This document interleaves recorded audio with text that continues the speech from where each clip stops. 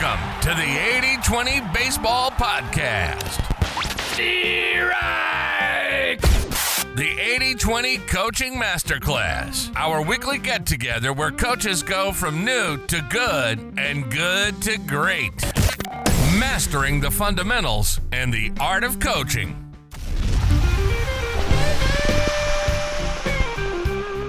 Welcome, baseball community. Coach Bo here. As always, it's awesome to be here with all of you, coming together each week to level up our baseball game, our coaching skills, our playing skills, parenting skills, leveling up all facets of baseball, and trying to level up the youth baseball experience. We got a solo podcast this week. I got a quick take on the World Cup and what we can learn from Lionel Messi that we can use out on the baseball field. Also, as hinted at last week, I have a great app recommendation for all of you. Also, we're going to look at the question that I saw somebody pose the other day on a coaching group message. The question was, why are there so few 300 hitters these days? At the major league level, why are there so few? I have what I think is probably a unique perspective and some things to consider so we can be better coaches for our hitters listening, so you can be better hitters. That said, before we dive in, I always like to recalibrate where we're coming from on this podcast. I'm taking my experience, 40 years in baseball, played professionally, drafted twice, played 4 years of high-level Division I baseball, played at a very high-level high school in Southern California, one of the premier programs in the entire country. My father coached me all the way through youth baseball and set an excellent example. And I've been coaching myself in the trenches for over 20 years. Not only that, I spent a lot of years as a teacher, teaching inner city kids, Compton, Watts, North Long Beach, Paramount, with a ton of success. And I attribute that to not only having great mentors, but having seen what great coaches, great teachers look like. And now we're trying to take it to another level. We're trying to build on that. I think so many times when I listen to folks talk about how to be a good coach or how to be a good teacher or a good parent, they simply stop at repeating what they've heard or just sharing an example of what they've seen. They don't often look to build on it. We have the advantage of seeing all the coaches, parents, teachers that have come before us. We can take everything they did successfully and then build upon that. So when you show up here, you are going to hear some unique takes, hopefully not to be different, but to be better. So I think I've just been blessed to be put in this position, playing professional baseball, high-level college baseball, coaching for so many years, teaching for so many years, playing for so many elite programs, elite organizations, playing for so many tremendous coaches, having coached alongside so many coaches, and having been in the trenches and trying to test and improve and get to another level. Speaking of another level, Lionel Messi. No, we're not going to go into a deep dive into soccer here, but Lionel Messi, the star soccer player for Argentina.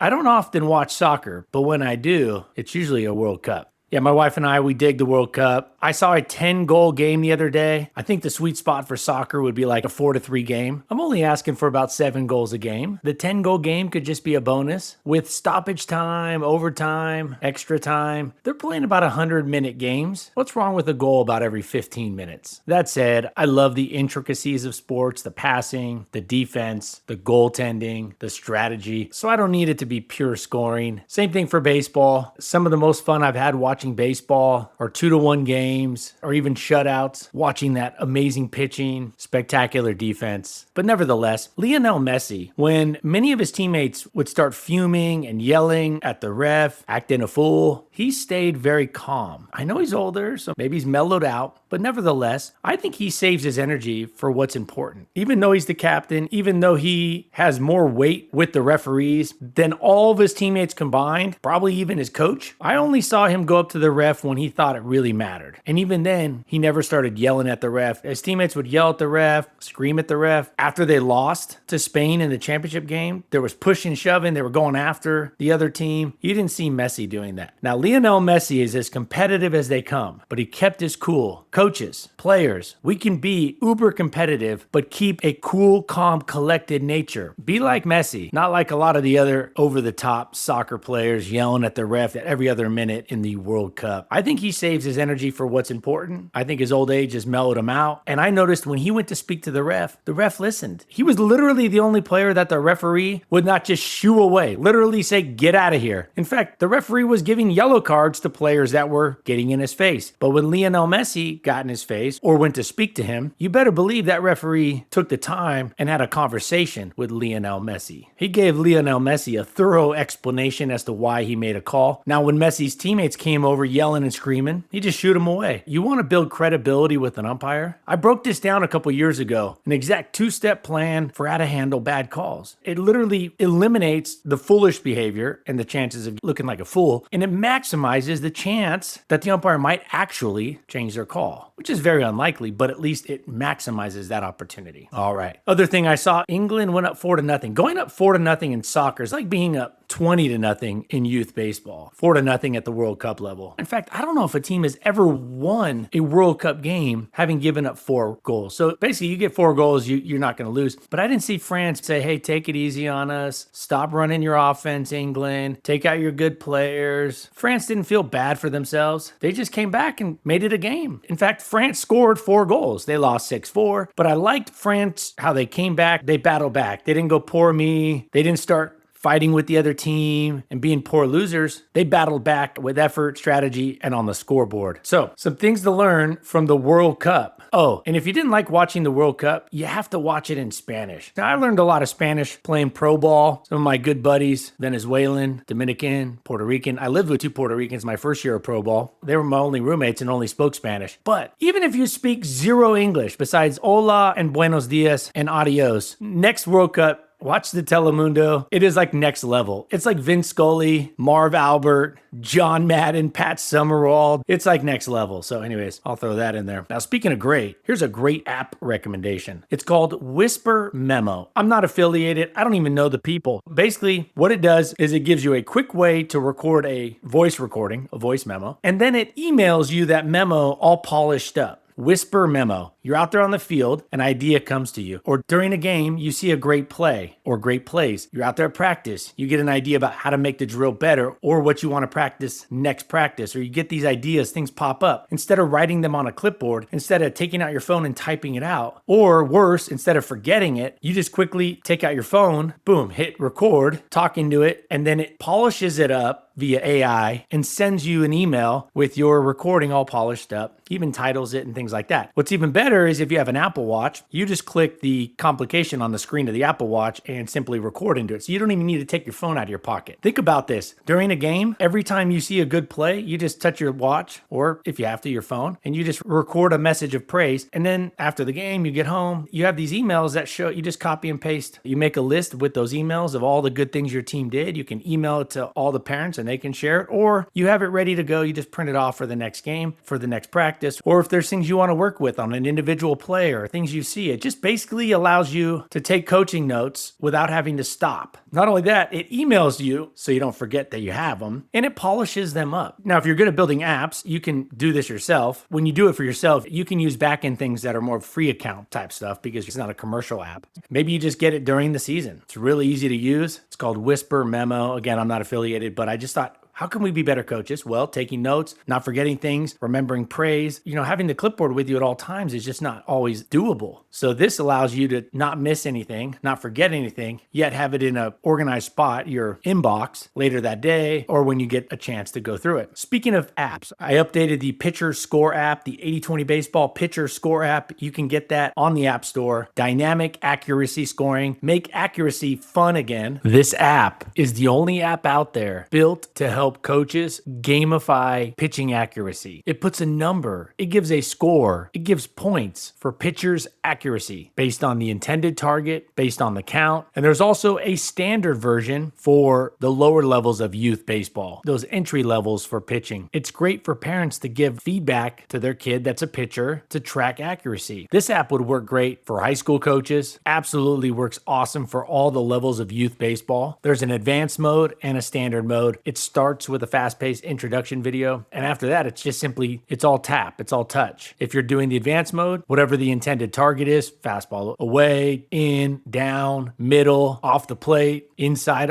off the plate a little bit, whatever the intended target is, you just tap that, watch the pitch, and tap on your phone the location that the pitch hit, the location of the pitch. And it does the math for you. It's the easiest way, the fastest way to gamify pitching accuracy. You could do it with groups of pitchers. You could rotate pitchers through a bullpen, have a coach down there in the bullpen using it. You could rotate, say, 6 pitchers through, or the whole team through, or 3 pitchers through. And then you got a built-in competition based on accuracy. And at the youth levels, accuracy is the thing that needs to come first. Pitchers can throw hard with terrible mechanics. but pitchers cannot be accurate with terrible mechanics. I believe, as somebody who studied pitching for many years, who was a professional pitcher, a high-level college pitcher, who's coached pitchers from the 6-year-old level all the way up to the major league level, poor mechanics may be more detrimental to arm health than even total pitch count, rest, which of course are huge things and are big deals. But just putting a cap on pitches, if that kid goes out there and throws 50 pitches with terrible mechanics, that could be way worse than a kid going out there and throwing 100 pitches with really good, solid mechanics, a good lower half, low stress on the arm type of delivery. So pitching accuracy requires good mechanics, velocity not so much. So gamify accuracy, prioritize accuracy. That's what this app is for. Pitcher Score. Go over to 8020baseball.com. You'll see a drop down for it. That'll take you right to the App Store, or just go to the App Store. It's a one-time purchase, no subscription. You buy it once, you have it forever. I tried to make it as user-friendly as possible. It is the best way to track accuracy, true accuracy, because ball strike percentage barely tells even half the story when it comes to accuracy, because not all strikes are the same and not all balls are the same. And Hitter Score from 8020 Baseball is going to be launched here very soon. I'll keep you updated on that. But Pitcher Score is ready to rock. Recently was updated. I'm big on this one. The Hitter Score one is legit, but this Pitcher Score app is a no-brainer for all coaches, not just pitching coaches, for all coaches. All right, that is on the Apple App Store. Now, we all know that batting average and scoring runs are interrelated, and I've read and heard and seen a lot of talk in the baseball community as of recent about the decline of 300 hitters, the decrease of 300 hitters with batting averages of 300 or better. And there has been a substantial decline with the amount of hitters at the major league level that are batting 300. Now, really quick, why that's happening, I think it's pretty clear statistically speaking. There are a lot more home runs now. The average home run rate per game has gone up significantly. The average doubles per game has also gone up. So the power numbers have gone up. And also the walk rate, the amount of walks hitters are getting, has only decreased a little bit, like 0.5%. So it's essentially the same. So hitters are walking just as much as they did, say, in the 70s and the 80s, the 90s, when there were a lot more 300 hitters, but their hits are more productive. More homers, more doubles, more power, and essentially just as many walks. Yes, the strikeout rates are going up. Now, I will say this, I think there are some huge hitting plan and hitting approach flaws at the major league level and every level below that, especially with 2 strikes. I think hitters swing way too hard on far too many pitches that just are not pitches that should be swung 100% at, based on their location, based on it being a great pitcher's pitch. Hitters need to be okay just fouling it off, living to see another pitch, poking it the other way, or what have you. That is the biggest problem I see, is swinging for the fences with 2 strike way too often. Swinging for the fences with 2 strikes. That's a bad recipe when you got to cover so much ground, so much area, and also pitchers are more likely to throw off-speed pitches with 2 strikes. Their out pitch, their best pitch. So hitters are trading more strikeouts for more power production. And it's interesting because, as we'll talk about here in a second, batting averages are going down, but guess what's happening to runs per game? Now, if hitters go up there and just swing wildly at everything, that's going to definitely lead to a decrease in runs. But hitters are improving their swing decisions, especially now that they can challenge calls and the strike zone is more legit, more consistent. It's more predictable. So I think hitters are just swinging harder more often. They're looking to pull the ball in the air more often. And as a result, it's more boom or bust, feast or famine type of approach. I think with less than 2 strikes, I'm much more okay with that. I'm not fully okay with it, but I'm more okay with it. I don't think it's the ideal way in most situations, but it's much better to try to rip doubles off the wall to take full, healthy, good swings with less than 2 strikes than with 2 strikes. When you have a lot more real estate to cover and protect, defend, and when you typically don't have count leverage, at best it's even, meaning a 3-2 count is essentially an even count. One pitch either way wins the at-bat for either the pitcher or the hitter. But I keep coming back to this question. Is the goal of an offense to produce the highest batting average, to produce the most 300 hitters, or to score the most runs? I'm putting aside running a great team culture and building up better human beings. Of course, that needs to be at the forefront of our coaching philosophy and coaching plan. But when it comes to going out there and competing, the goal is not to have the most 300 hitters on your team. Now, of course, all of this is interrelated, but the goal is to score the most runs. As a coach, we should only care from a competitive standpoint about scoring the most runs, not what team bunts more or what team has the cutest offense or what team has the highest batting average. Recently, I pulled some data from the 1970s and compared it to the last 5 years in the major leagues. Now, note, I wanted to skip over the steroid era So I went 70s and then the last 5 years. Of course, there are other factors involved here, but I still thought these numbers were very interesting. In the 1970s, the average runs per game was 4.4 runs a game. There were 23 300 hitters per season in the 1970s. 23 300 or higher hitters per season. In the last 5 years, it's been an average of 9. There have been an average of 9 300 hitters per season in the major leagues. Guess how many runs per game the average team has scored in the last 5 years? 4.5. A massive decrease in 300 hitters, but an increase in runs scored. Moreover, with 60% of the major league season completed, the 4 batters at the major league level with the most strikeouts have produced 54% more runs for their team than the average batter. Now, of course, nobody likes strikeouts. Of course, we don't want to coach our kids to strike out. No doubt that is connected with scoring runs. But coaches, hitters, let's focus on the process, not the results. Let's teach our hitters to make better swing decisions, not to avoid strikeouts. Let's teach our hitters to work hard to be on time for the pitch, not to avoid strikeouts. Coaches, let's teach our hitters to be balanced at the plate, not to avoid strikeouts. Let's teach our hitters to optimize their swing intensity, depending on the count, not to go up there and avoid striking out. I hear all the time, focus on the process, not the result. It's about the process, not the results. And a lot of these same coaches are hyper-focused on strikeouts. Strikeouts are a result. They are a result. There's always trade-offs. Let's think about this. If we go out there and our only goal is to teach kids to not strike out, the whole idea is just like all we ever talk about with hitters is not striking out. Our approach would be this. You go up there, you choke up on the bat, you crowd the plate, right? You get up on the plate and all you do is just whack at the ball like half swings, right? You wait till the last second and just try to poke at the ball, put it between the foul lines. All you're trying to do is just like basically bunt it. Essentially, you're just going up there and bunting, right? Are we going to score more runs doing that than if we go up there trying to hit doubles in the gap, trying to hit line drives, trying to hit hard ground balls past the infielders, the occasional home run, the occasional triple? You could probably get a little league team to like strike out 5 times less than your league's average, but they will hit such a tiny percentage of baseballs out of the infield. And even those will just be little dinks and dunks. So fewer strikeouts should not be a talking point. Batting 300 or even batting average should not be a talking point. Talking point should be quality at-bats. Even better than that, quality pitches, competitive at-bats, better pitch selection, better swing decisions, better timing, a more optimized swing intensity, more challenging batting practices, more challenging tee work. That'll take care of everything else. So coaches, at our next game, be more like Messi, calm, collected when we're discussing things with umpires. Don't be like his teammates, going around shoving people after the game when they lose. Be disappointed. That gut might hurt a little bit, but respond like Messi to bad calls and hard losses. A great app that I recommend, Whisper Memo. Take coaching notes on the fly without having to write anything down. Have them emailed to your inbox. And talking about being a 300 hitter or a 400 hitter at the youth level, talking about batting average in general, or, hyper-focused on not striking out. Not a good recipe. Focus on the process, not the results. The batting average is a result. Strikeouts are a result. Stick to the process. Keep the message about the process. You're going to have a lot more success. And it's a lot more fun because players are going to feel like they have more control over those actions. And also to develop better hitters, you got to have better batting practice. The 80-20 baseball coaching plan, both systems, the elite drill system and the signature coaching system, formerly known as the 80-20 baseball coaching plan, have all that. It's the best price for everything that you get out there. It took years to build it out. I see so much stuff out there that you can tell just got thrown together quickly to make a buck. That's not what this is about. In fact, when I built it out,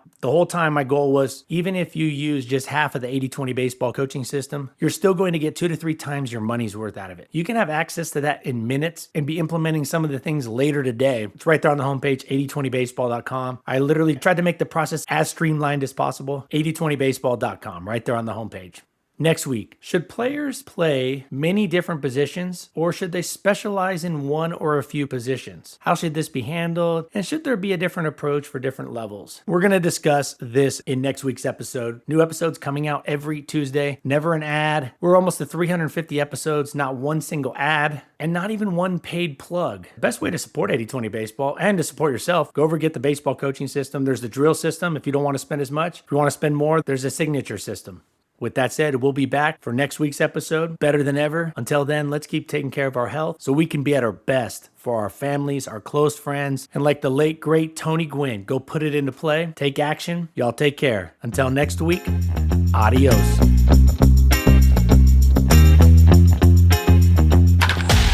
This has been the 80-20 Baseball Podcast, the 80-20 Baseball Masterclass.